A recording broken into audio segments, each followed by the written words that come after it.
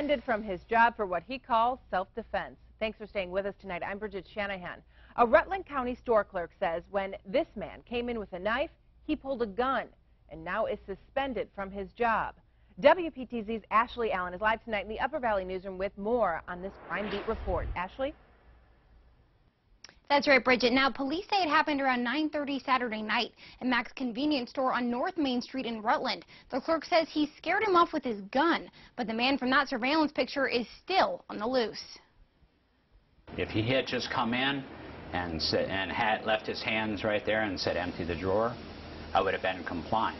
Don Pinatello says he was cleaning up before closing at Mac's Market in Rutland Saturday night when a man walked in.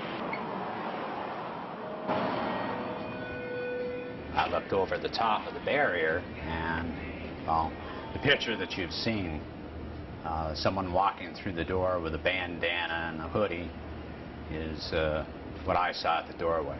He says he knew immediately he wasn't a last-minute customer. And when he walked in, he had a knife on his pocket. He flipped open and stopped at the register and said, empty the register. The Vietnam vet says when he saw the knife, he reached for his pistol, which he always keeps in his back pocket. He took the knife out, started waving it at me, and that's when I already pulled my pistol. Pointing the gun at the man, Pinatello says he told him to get out.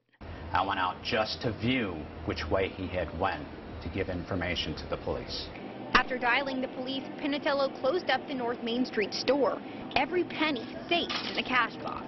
But he says instead of being praised for what he did, he's suspended for violating the company's gun policy. And he's afraid he might lose his job altogether. Well, you know, that's a gray area. You're opening a huge door to liability on such a thing. Joshua Cody goes to Mac's Market every day. Where do you draw the line on what's right and what's not safe? He says recently a lot of people around Rutland feel like they need to protect themselves. Now we're at the point where it seems it's 3 to 5 times a week. You hear if something in Rutland County has been robbed at either knife point, gun point, something like that. Pinatello says he hopes his bosses will keep him on, but says he's already started looking for other work. If I don't get it back,